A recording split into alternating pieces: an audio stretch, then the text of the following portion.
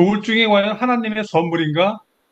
퀘스천 마크가 있고 느낌표가 있는데, 이 퀘스천 마크는 일단은 조울증이 선물이라는 것에 대해서 이 동의가 일단 안 되잖아요. 저도 사실은 믿기 전에는 그런 거를 별로 인정을 안 했는데, 근데 시간이 가면서 보니까는, 아, 이게 선물이구나 하고 느낄 때 이제 느낌표가 오잖아요.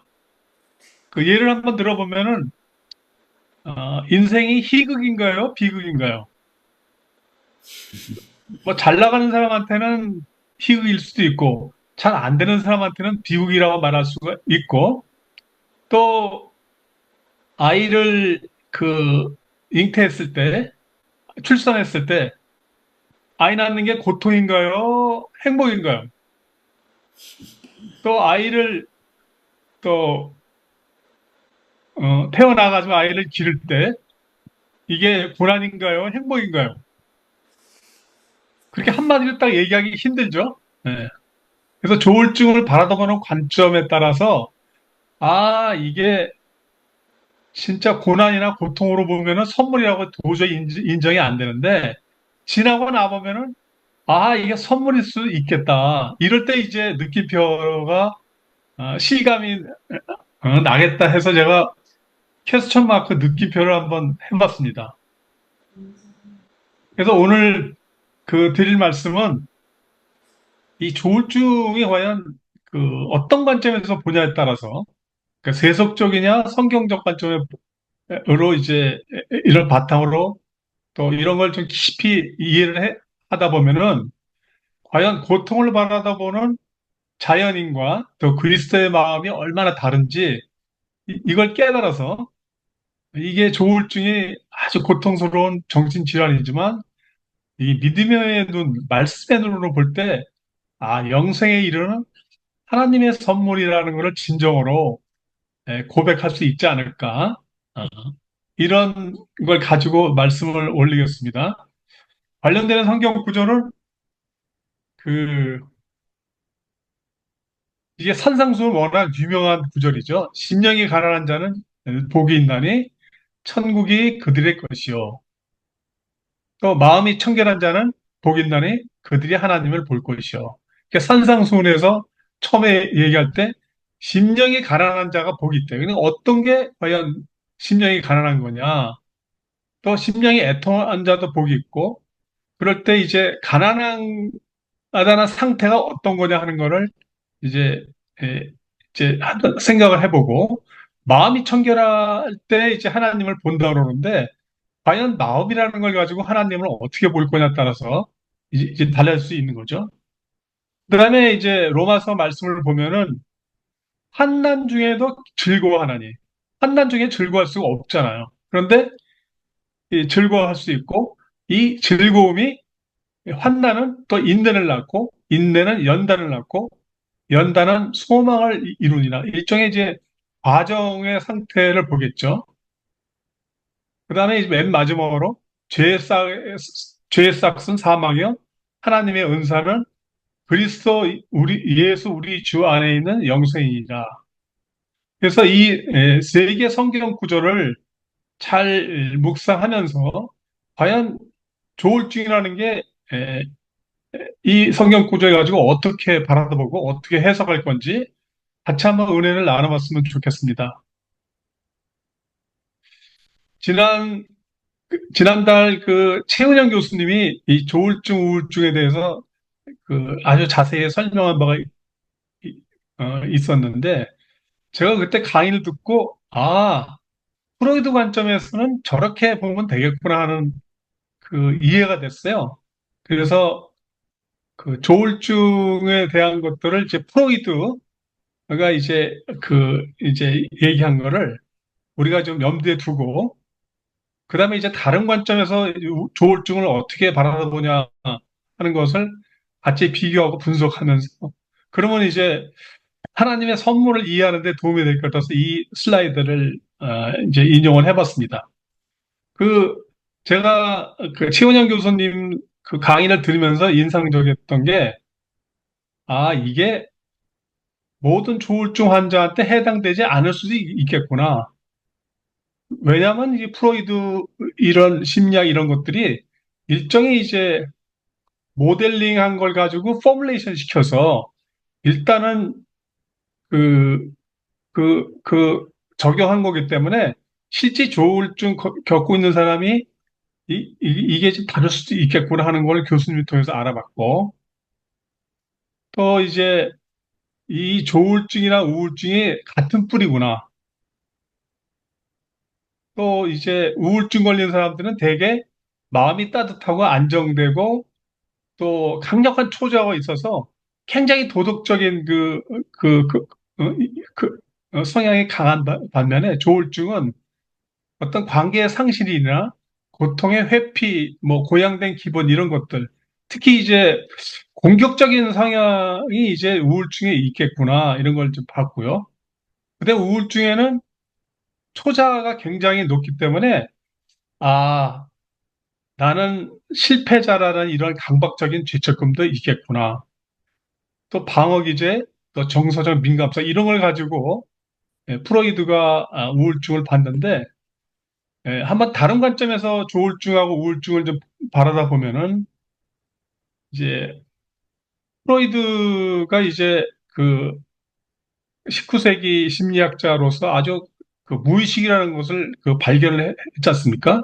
근데 프로이드 심리학이라는 거는 생물학적인 측면에서 역동 중심으로 그러니까 주로 이제 성적인 이 경향성을 가지고 많이 분석을 했고 그다음에 부모 영향, 동기 이론, 또 본능적인 욕구와 그것을 충족시키는 사람들 관련해서 이제 프로이드 심리학이 이제 구성되는데 주로 이제 역동이면은 그 역동의 어떤 목적이 있고 그 근원이 있고 이게 이제 그 어떤 대상을 자기의 그 성적 욕구의 대상에서 어떤 임팩터스 가동성이 있고 그리고 이제 프로이드 하면은 이제 워낙 유명한 게 이제 자아는 이제 내가 의식할 수 있는 거죠. 내 생각이나 감정 같은 거를 이 자아를 통해서 의식하고 있고 원초와는 내가 의식할 수 없는 무의식의 영역인데 이게 이제 한 90% 정도 어, 된다고 그러죠. 그리고 초자는 이제 심리 내에 존재하는 그러니까 사회적, 도덕적 이런 세계를 구성해서 하는데 프로이드하고 그 관계 심리학의 차이점은 프로이드는 주로 이제 그 심리적 갈등은 자아와 본능적 욕구 사이에 이루어지는 반면에 이 관계 심리학은 그 이제 상호 인간관계의 관계 진루다 얘기한 거죠. 그래서 그, 그, 그 대상을 자기와 가장 가까운 사람, 한 인간에 대한 감정적이고 정신적인 이미지를 한 대상을 해서 이 대상이 자기 내부에 자기 안에 내면에 든 대상 관계를 가지고 환경 안에 있는 대상이 자기 내적으로 그 이미지가 구성이 되죠. 그래서 그 대상하고 자기 자신하고 교류하는 자기 이미지가 만들어지면서 그 상호 교류시 존재하는 역동의 영향 안에 만들어지는 대상 이미지와 자기 이미지를 해석하는 감정인데 주로 이제 관계 심리학은 이제 그 프로이드 심리학에서 조금 더 나가서 관계 형성을 굉장히 중요시 여기고 자기 자기가 어떤 누군가 그다음에 심리적 발달 이런 것들을 좀 더 이제 프로이드 심리학을 좀 확장시켜서 이제 만든 게 이제 관계 심리학이고 현대 심리학인데 어, 제가 그 20여 년 전에 우리 큰딸이 대학교 1학년 때 그 우울증이 와가지고 그 자살 시도를 해가지고 병원에 입원한 적이 있었어요. 그럴 때 이제 걔 병명의 진단이 이제 음, 그, 그 자기 경계성, 자아 경계성이라고 그러더라고요. 그래서 요 다음 페이지를 보면은 우리 딸의 병명이 뭐냐면 경계성 장애인데 이 장애가 뭔지 저는 사실 그 당시 20년 전에는 이게 뭔지 잘 몰랐어요. 근데 아이의 상태를 보니까 아, 우울증이 너무 심하고 그리고 얼굴이 굳어져 있고 그리고 감정 기복이 워낙 심하고 그래서 평상시 얼굴보다도 너무 달라져 있고 때로는 아주 너무 폭력적이 되고 부모한테 대해서 아주 반항적이고 그런 거를 봤을 때 그리고 병명이 또 경계성 장애라고 그래가지고 제가 20년 전에 딸의 그 상황을 이해하기 위해서 이제 심리학을 이제 공부를 시작했어요. 그때 이제 경계성 장애가 뭐지? 이거를 계속 이제 그 계속 알기 위해서 여러 가지 책들을 좀 봤는데 최근에 이제 관계 심리학을 통해서 이 경계성 장애가 뭐라는 것이 아주 분명히 좀 정리가 된 게 있어서 같이 한번 나눠보려고 이 슬라이드를 준비해 봤습니다. 그 주로 보면은 우울증은 보면은 이제 정신증에 해당되는 건데 신경증에서 경계성 장애를 거쳐서 이제 조울증이나 우울증으로 이렇게 가더라고요. 근데 신경증이라는 거는 기본적으로 그 정서적 불안정에 스트레스를 잘 받는 성향이 있고 또 강박이나 불안이나 우울 또 불안정한 정서나 이런 것들을 자주 경험하면서 문제는 이제 현실에 대한 그 검증 능력을 좀 일부는 갖고 있지만 너무 상대방한테 의존하고 때로는 자존감이 떨어지고 자기 비하를 많이 하더라고요. 반면에 이제 경계성 장애가 되면은 대인관계가 불안정해지고 기복이 심하고 타인 관계가 아주 나빠지고 충동성이 강하고 자기 파괴적인 행동이 이제 발생하더라고요. 그래서 이제 우울증하고 이제 신경증 사이에 경계성 장애가 있는데 이 경계성 이 장애라는 게 뭔지 하는 거를 네 가지로다가 관계 심리학에서 정리를 해놨습니다. 첫 번째는 이제 만성적 불안이나 충동 억제가 결여돼 있어서 합리적인 공포심을 갖지 못하고 강박적이나 강압적인 느낌을 갖고 있습니다. 그리고 이제 그 대인관계에 대해서 왜곡적인 그 이미지를 갖고 있기 때문에 극단적인 공격성 때문에 이제 상대방에 대한 사랑하는 이미지와 증오하는 이미지가 있는데 이거를 통합을 못하고 또 견고한 자기 핵 중심의 통합된 자기 개념이 없는 상태고 그러다 보니까는 이 통합적인 그 대상 관계가 이제 없어지는 거죠. 여기서 이제 대상 관계라는 거는 자기한테 가장 가까운 사람, 그러니까 뭐 부모님이 있을 수 있겠고 또 자기 형제나 가까운 또 친구나 이런 사람들하고 그 왜곡적인 대상 관계를 갖고 있어서 아주 이제 공격적인 그 성향을 보이고 있죠. 문제는 이제 자기 안에 상대방에 대한 그 사랑하는 이미지도 있고 증오하는 이미지 있는데 이거를 이제 통합을 제대로 못하다 보니까 이 경계성 장애가 일어나고 그다음에 이제 부분 대상 관계와 초자합 통화가 방해돼서 에, 일어난다 그러는데 이 부분 대상 관계는 이제 상대방을 전 인격적으로 보지 못하고 그 인격의 일부분만 가지고 이제 자기의 초자하고 그 통합을 해 나가는데 이러다 보니까 이제 현실적인 목표하고 자기 이상이 이제 부재한 그런 일이 벌어지죠. 그래서 예를 들면은 부분 대상 관계 같은 경우에는 어머니가 이제 이상화가 되다 보면은 먹이를 주는 좋은 사람이라고 이제 볼 때도 있고 또 때로는 이제 자기를 불편하게 할 때는 아주 나쁜 존재라고 생각한단 말이죠. 그래서 이 어머니를 좋은 대상과 나쁜 대상을 이제 두 개 다 있는데 이거를 전체적으로 통합하지 못하다 보니까 또 이 대인 관계가, 대상 관계가 나빠지는 거죠. 그래서 결국에 와서는 그 초자와 자기가 이제 이상적으로 어떤 게, 그러니까 도덕적인 기준에 규칙이 일관되게 발달하지 못하고 있고 자아와 현실이 이제 균형이 깨지는 거죠. 그 다음에 이제 마지막으로 이제 모순적인 자기 개념을 갖고 있어가지고, 어, 이제 이 모순적인 자기 개념이라는 거는 원시적 이상화와 초기 투사 형태와 결합한 분할 기제에서 왔는데, 이제 자기 개념이 무너지는 거죠. 예를 들면은 뭐 목표가 상실되고 자존감이 떨어지고 우울감, 불안감, 대인관계, 심리적 분열, 또 심리적 트라우마 이런 것들이 생겨서 자기 에, 개인이 자기 자신에 대해서 갖고 있는 생각이나 감정, 그 신념 등에 대한 총체적인 자기 이미지가 이제 깨지는 거죠.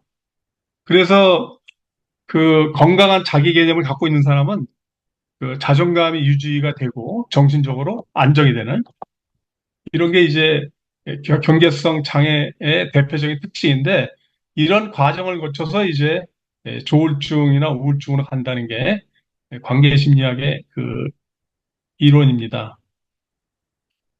제가 이제 조울증이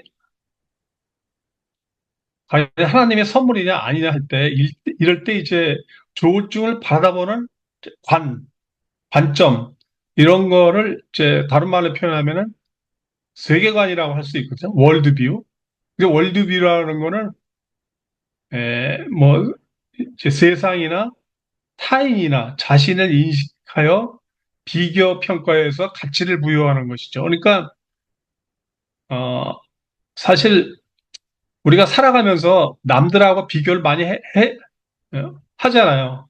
내가 과연 얼만큼 그 똑똑한지 아니면 내가 재산이 얼마나 되는지 뭐 이런 것들을 끊임없이 비교 평가하면서 그, 그 중에서 이제 자기가 가장 소중한 게 뭔지 하는 것들을 가치로 이제 부여하는데 예를 들면 인생관이다. 그럼 인생을 바라보는 세계관인데 인생을 바라보는 관점인데 이 삶에 대한 비전이나 가치나 의미는 사람마다 다 다르지 않습니까? 이런 거 그래서 그 이 관이 들어가면은 그 이제 달라지는 거죠. 그래서 인간관 하면 인간의 본질이나 죄성에 대해서 어떤 관점을 갖고 있느냐. 그 다음에 사후세계관. 사후세계관 있는 사람하고 없는 사람은 이제 다르죠. 영혼이 불멸하느냐 또는 소멸하느냐.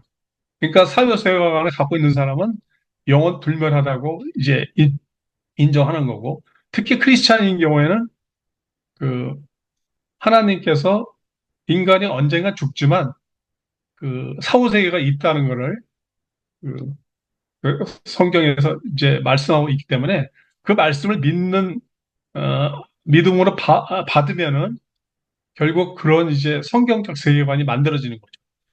그다음에 진리에 대한 관점도 그렇습니다. 진리에 대한 관점은 그 시공을 초월한 절대불면의 영원한 교훈이 있는지 없는지. 그러니까 그 각 종교마다 또 사람마다 진리에 대한 이제 관점이 다르기 때문에 그 자기네들이 각각 생각하는 진리가 어떤 건지를 이제 다른 거죠. 그렇지만 그거는 개개인의 주관적인 세계관이지 그 세계관이 과연 진리에 그 합당한지 안 한지는 그거는 이제 모르잖아요.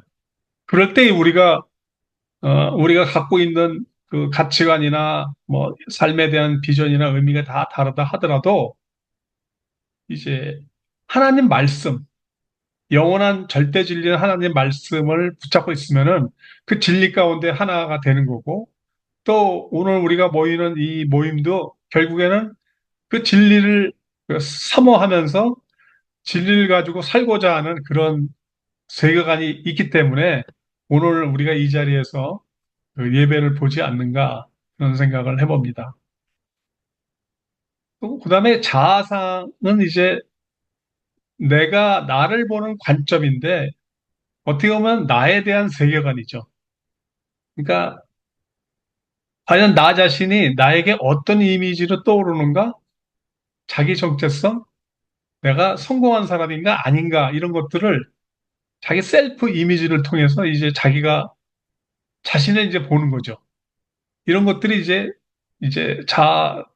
세계관이라고 볼 수가 있죠. 그래서 세계관이라는 거는 너무나 사람마다 너무 다르는데 사람들이 바라다보는 이제 어떤 거를 대상으로 해서 바라보냐에 따라서 그 해석이 달라지고 또 의미가 달라지고 가치가 달라지는 게 이게 이제 세계관이라고 할 수 있겠죠.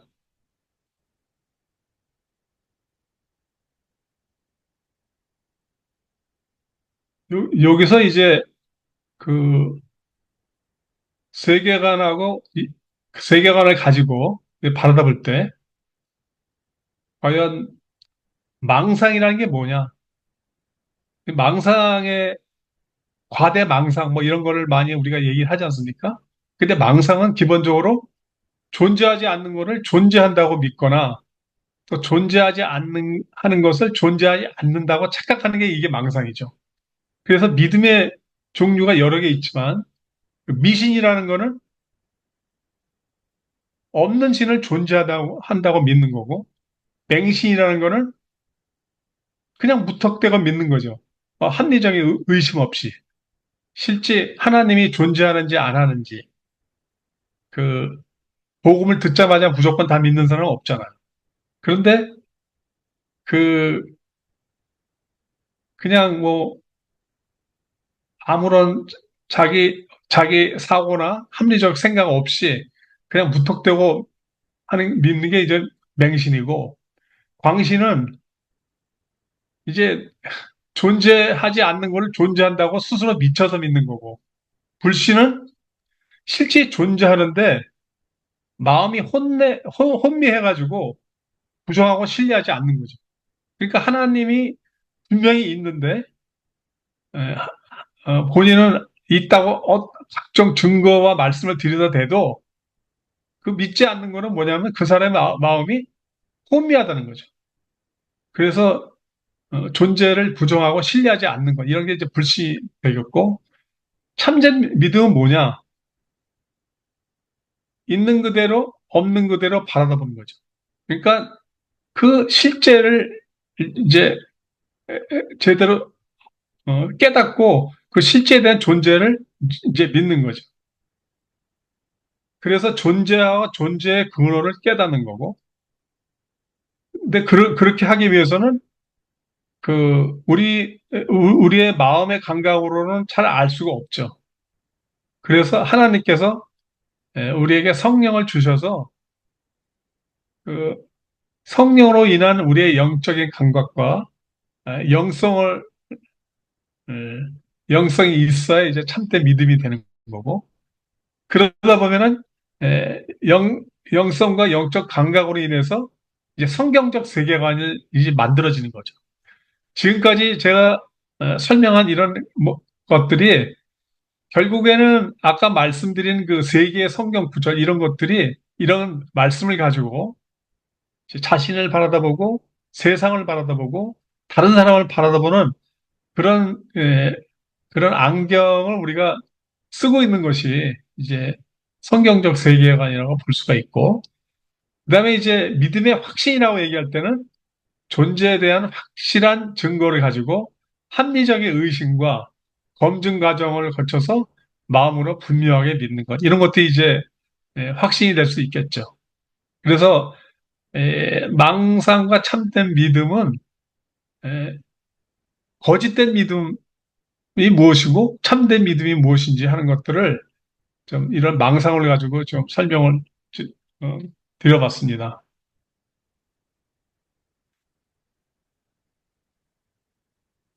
조울증에 대해서 과연 그 관점을 세 가지로 볼 때, 육적인 관점과, 마음의 관점과 영적인 관점으로 크게 세 개 나눠서 이제 보면은, 그 육적인 관점에서 조울증을 바라다 볼 때는 결국에는 이제 몸의 관점에서 보기 때문에 어떤 생물학적인 관점에서 뇌의 신경화학적 불균형으로 인해서 주요 신경 전달 물질인 그 호르몬 조절이 제대로 이루어지지 않아서 기분이 극단적으로 변하는 현상 약물 치료와 뇌의 물리적 이상을 교정하고 약물, 영양관리, 운동 등의 육적인 조치로 균형을 맞추는 이런 것들이 이제 에, 결국에는 생리적 신경학적 해석이죠.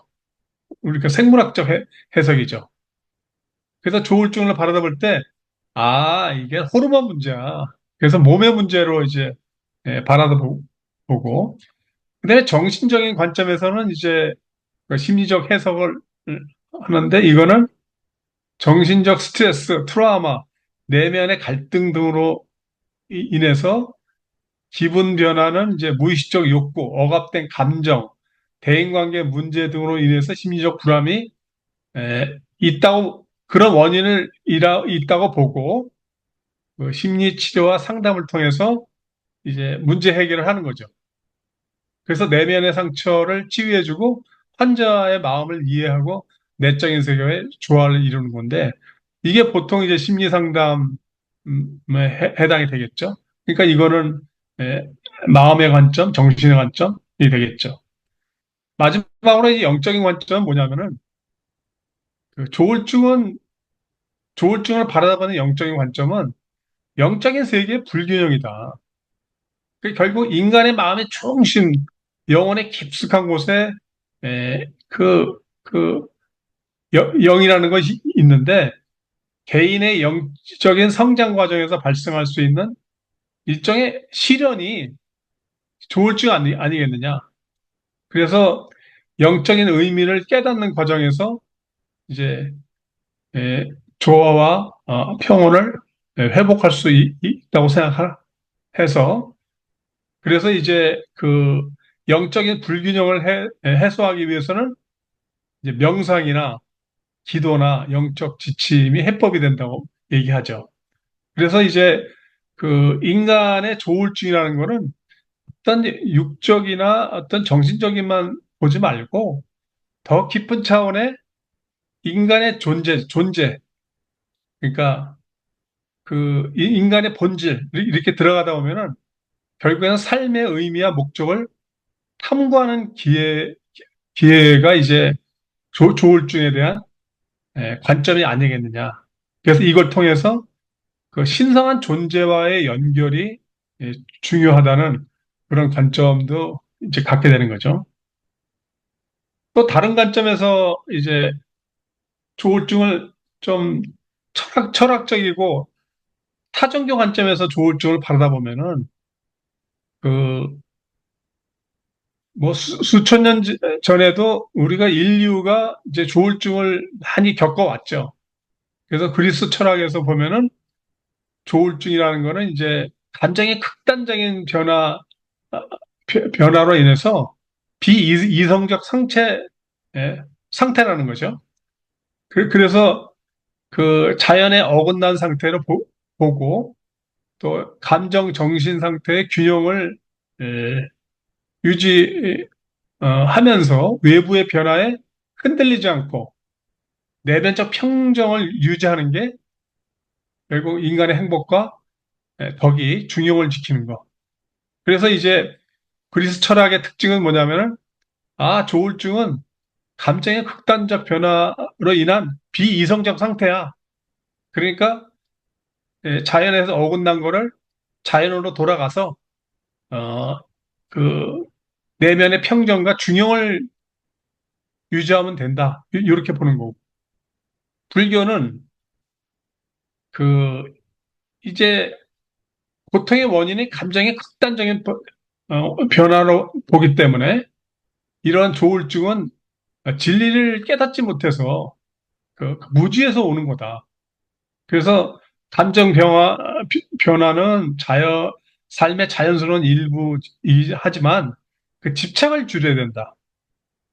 그래서 조증 상태에 극도로 들뜬 상태는 탐욕이나 어떤 가래와 연결될 수 있고 또 부정적으로 이제 보기 때문에 또 이런 것들을 이제 없애려고 그러면은 결국에는 그, 그 모든 것이 변한다는 그 진리, 그러니까 무상함, 이런 것에 대해서 깨달음을 가지고 감정에 집착하지 않고 그 관찰하는 명상, 마음 챙김, 연민 훈련이 이제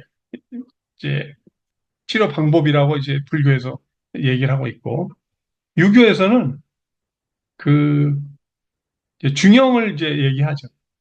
이거는 도덕적 불균형으로 해석을 해서 극단적 감정 표현을 절제해야 되고 올바른 사회관계를 유지하기 위해서 인간관계 그 불화 또 이제 우울한 감정은 이게 인간관계 불화나 사회적 역할에 대한 불만족으로 보기 때문에 이제 가정과 사회 내에서 조화로운 삶을 이제 살아야 한다고 그렇게 공부를 하고 있죠.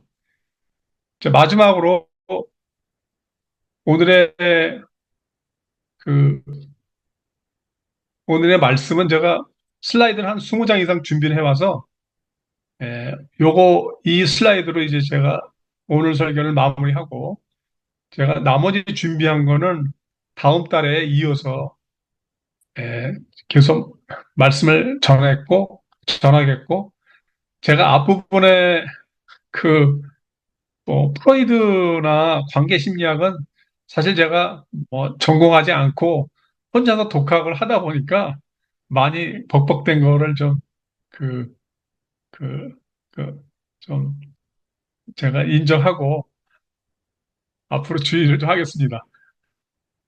제가 이렇게 좀 나름대로 설명을 좀 쉽게 해보려고 그러는데 그 잘 안 되네요.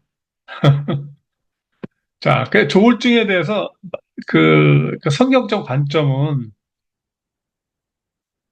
이 성경은 육체적, 정신적 질병을 하나님의 그 섭리와 창조의 일부로 보고 동시에 이제 질병을 영적 성장의 기회로 본다는 거지. 이게 굉장히 중요한 관점입니다. 그래서 이 모든 고통이나 질병을 개인적으로 죄로 보지 않는다는 거죠.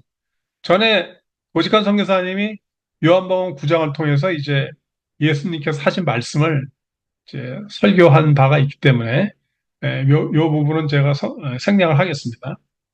그래서 그 인간의 연약함을 고백하고 인정할 때 하나님의 은혜가 함께 한다는 거죠. 그래서 아까 산상수훈에 마음이 가난한 자라는 거는 우리 인간의 연약함과 유한성과 이 부족함, 무기력함을 우리가 인정하고 어, 그리고 유일한 해법은 하나님의 은혜라는 거를 깨닫는 자가 진정한 복 있는 자다. 산상수훈에 말씀하신 그 하나님의 그 애통하는 자는 복이 있다고 얘기하고 마음이 가난한 자, 이 마음이 가난한 자는 결국에는 그 인간의 나약함을 인정하고 그 나약함을 해결할 수 있는 분은 오로지 하나님이라는 것을 깨닫고 하나님의 은혜를 구하는 것. 이게 팔복 중에 첫 번째 복이죠. 그게 없는 상태에서는 그 다음 복은 이루어질 수가 없는 거죠. 그래서 바울은 자신의 가시, 그 육체적, 정신적 고통의 그 상징인데 이거를 기도했지만 하나님은 그의 약함 속에서 능력이 온전해진다고 응답하신 거죠. 그리고 조울증은 이제 영적 전쟁의 일환이라는 거죠. 정신적 고통을 영적 공격이나 영적 방해로 보는 신앙적 이해가 필요하다는 거죠. 이 세상은 누구의 이 세상을 지배하는 것은 사단의 그 어두운 세력을 우리가 바라보고 그 하나님의 그 나라와 어두운 세력과 항상 이제 그 전쟁이 있는데 조증 상태의 과도한 영적 열정이 그 이게 자신의 경험을 하나님의 계시로 왜곡하면 안 되죠. 그래서 교회는 이런 영적 현상이 병리적 조증 상태로 인식하고 그를 말씀으로 도움을 주고 동시에 의료적 치료를 받게 하도록 하는 게 이제 교회의 역할이죠. 그래서 조울증은 영적 전쟁의 일환이고 또 조울증은 또 영적 성장의 기회로 본다는 게 조울증에 대한 성경적 관점이 되겠습니다. 제가 여기까지 설교를 마무리하고 또 이어서 다음 달에 또 말씀을 올리겠습니다. 감사합니다. 이제 우리 같이 어떤 세계관의 관점, 이게 하나의 관점이거든요. 그 관점을 갖고 우리가 이제 똑같은 어려움을 바라봐도 전혀 달라지는 그런 것들을 우리가 보게 되는데 우리 같이 이 시간에 좀 기도했으면 좋겠습니다. 우리 같이 기도할 제목들을 제가 좀 준비했는데요.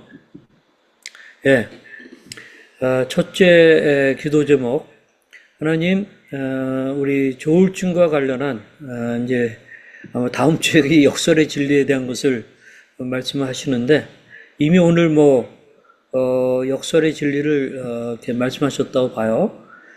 그래서 우리의 조울증 그러면 저주 또는 재앙 어떤 이렇게 보지만 우리가 기독교 세계관, 그러니까 크리스찬의 관점, 또 성경적 관점으로 가게 되면은 그것을 완전히 뒤집을 수 있는 그러한 그 관점들이 생기잖아요. 그렇기 때문에 전혀 다르게 우리가 반응하고 이겨나갈 수 있다고 봅니다. 그래서 조울증과 관련한 역설의 진리를 깨닫게 하소서. 고통이 하나님의 선물이라면 이 조울증도 하나님의 선물로 받아들이게 하소서. 또 십자가를 묵상하면서 약할 때 강함의 진리를 지금 다시 체험하게 하소서. 이런 걸 갖고 같이 기도했으면 좋겠고, 하나님 유일한 진리이신 하나님의 말씀을 가지고 자신과 세상을 바라보는 성경적 세계관이 내게 자리 잡게 하소서. 그래서 우리가 하나님의 말씀이 내 안에 많이 들어오고 그 나의 내면 세계와 나의 그 가치관을 완전히 정복해서 그 관점을 가지고 우리가 바라보게 되면은 모든 게 달라지거든요. 그래서 조울증을 바라보는 예수님의 마음, 그런 것들이 어떠하신지 우리가 좀 알아차리고 그걸 붙잡고 나갔으면 좋겠습니다. 첫 번째 것이나 두 번째 것이나 같은 기도 제목인데요. 우리 이 시간에 같이 계신 자리에서 우리 조용하게 또 같이 소리내서 기도하셔도 좋습니다. 같이 한번 기도하도록 하겠습니다. 같이 기도하겠습니다. 아버지 하나님, 오늘 귀한 말씀 감사합니다.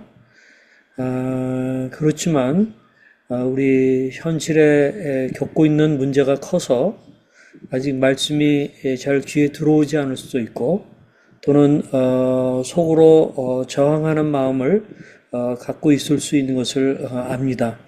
하나님, 그러한 분들에게 찾아가 주시고 감싸 주시고 어루만져 주시고 우리 하나님께서 함께 아파하고 또 흘리는 눈물도 있는 것을 그들이 깨달아 알며 아버지 하나님 믿음의 눈을 떠서 그런 하나님을 바라보고 정말 그 하나님의 품에 안겨보는 그런 일들이 일어나도록 하나님 도와주시기를 원합니다. 그리하여서 하나님 우리의 문제 자체가 즉 조울증이 단번에 해결되는 것은 아니고 또 우리에게 호르몬의 변화가 급작스레 생기는 것도 아니지만 아버지 하나님 우리가 같은 문제를 갖고도 우리가 하나님의 그런 마음을 또 갖게 되기 때문에 하나님이 주시는 감화 감동의 그러한 그 마음을 가지고 그러한 눈을 가지고 바라보기 때문에 하나님 우리가 능히 이겨나가는 그러한 자리에 나갈 수 있도록 하나님 도와주시기를 간절히 바라옵고 기도합니다. 하나님 오늘 말씀의 주제처럼 조울증이 하나님의 그 선물인가 하는 그 퀘스천 마크가 늘 우리에게 있을 수 있지만 그러나 하나님 우리가 믿음의 그런 관점을 가지고 맞습니다. 하나님의 선물이에요. 라고 우리가 정말 반응할 수 있는 그런 것들도 있는 것을 압니다. 사실 우리에게 이 믿음이 있기 때문에 이 양가 감정이 다 있습니다. 원하옵기로는 하나님의 말씀을 더 의지하게 하시고 거듭난 우리 존재 안에 거하시는 하나님의 성령을 우리가 의지하게 하시고 그 인격적인 존재, 어떻게 보면 나와 무관하고 나의 어떤 상태에 휘둘리는 분이 아닌 그러한 이 어떤 절대적인 존재로서의 그 성령께서 우리 안에 계시는데 그 성령께 손을 뻗어서 우리가 도움을 요청할 수 있도록 이끌어 주시기를 원합니다. 하나님 우리가 익사지경에 있을 수 있습니다. 그러나 손을 뻗게 하여 주시옵소서. 우리 성령께 SOS를 치게 하여 주시옵소서. 그래서 그 어려운 가운데서 능히 헤어날 수 있도록 도와주시고 아버지 하나님 또한 이런 것들을 바라보는 우리들의 관점 자체에 큰 변화가 일어날 수 있도록 하나님 도와주시기를 간절히 바라옵고 기도합니다. 아버지 하나님 오늘 귀한 말씀 감사합니다. 다시 한번 우리가 정말 말씀을 연구하고 나누고 또 좋은 그런 기독교 서적들을 보고 그런 가운데 우리가 기독교 세계관적으로 잘 바뀌고 또 우리의 어떤 의식과 우리의 삶의 하나의 그 기초가 되고 그 바라보는 눈이 되는 그런 것이 될 수 있게 아버지 하나님 도와주시기를 간절히 바라옵고 기도합니다. 다시 한번 이 가운데 어려움 속에 있는 사람들 하나님 찾아가 주십시옵소서. 지금 우울증으로 힘들어하는 형제나 자매에게 같이 하시고 또한 우리 부모님들 가운데서도 또 약을 먹으면서 이 상황을 극복해 가고 있는 분들에게 찾아가 주시기를 간절히 바라옵고 기도합니다. 또는 어떤 정신적인 그런 고통의 문제뿐만 아니라 경제적인 고통으로 어려워하는 분들도 있습니다. 많이 낙담하고 있는 분들이 있을 수 있습니다. 하나님 찾아가 주시기를 간절히 바라옵고 기도하기를 원합니다. 그래서 하나님 정말 우리가 혼자인 줄 알았더니 고아와 같이 내버려진 존재가 아니라 하나님의 성령께서 내 안에 계시고 또한 나와 동행하여 계시고 나를 이끌어 주시는 그러한 분인 것을 깨달아 알 수 있게 하나님 축복하여 주시옵소서. 오늘 귀한 시간 감사합니다. 우리 주 예수 그리스도의 이름으로 기도하였습니다. 아멘.